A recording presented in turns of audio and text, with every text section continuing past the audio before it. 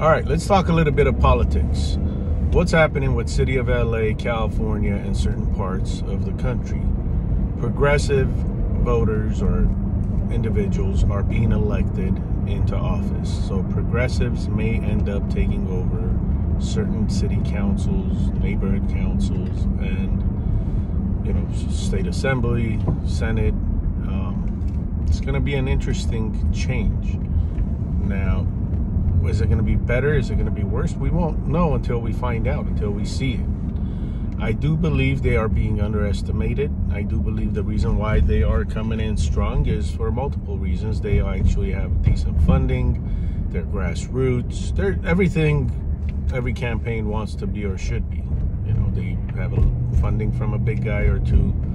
They have grassroots where people are hungry to make change. Now, what I do believe will happen is a wave of progressive years will come, the next 4 to 8 years, and then we will see a huge change of conservative Democrats coming in. People like Joe Rogan, people like Elon Musk, Patrick Bet-David, people that are politically active but not politically active, that have an opinion, have a voice, that stand between certain lines, will start influencing. Social media influencers will begin coming in hard. The voters, the young voters that are not voting right now because they don't give a crap who's in, will end up coming to vote. And that is when we'll see a lot of changes. So the progressive movement, we've seen a lot of changes because of those young voters that are sick and tired of the establishment. So for me, I tango with everybody, the good, the bad, and the ugly.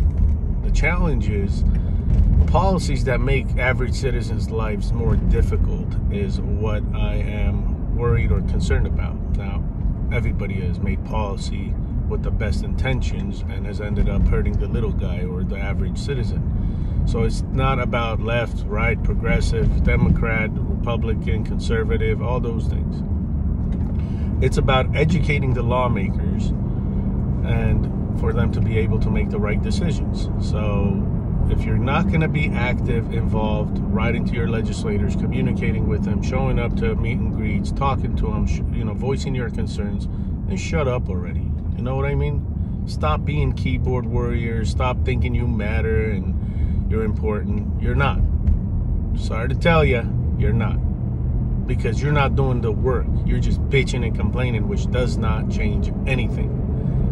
So if you do want change, get involved, get active, communicate with the right people.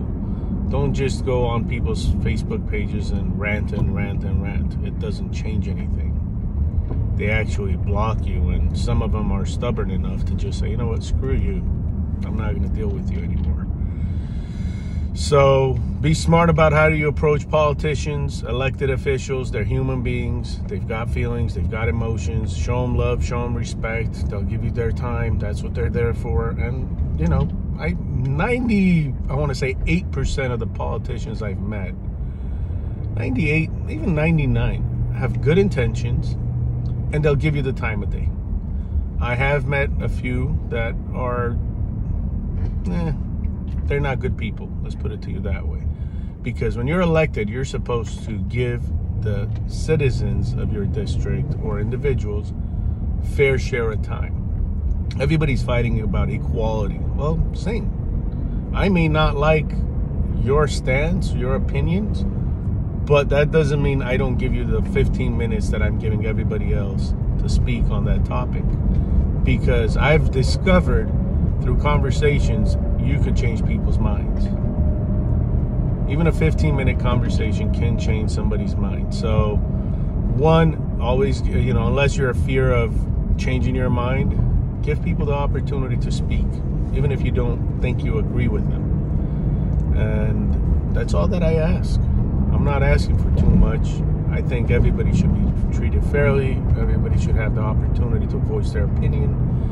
And people should actually speak up. So, deuces. Stay blessed.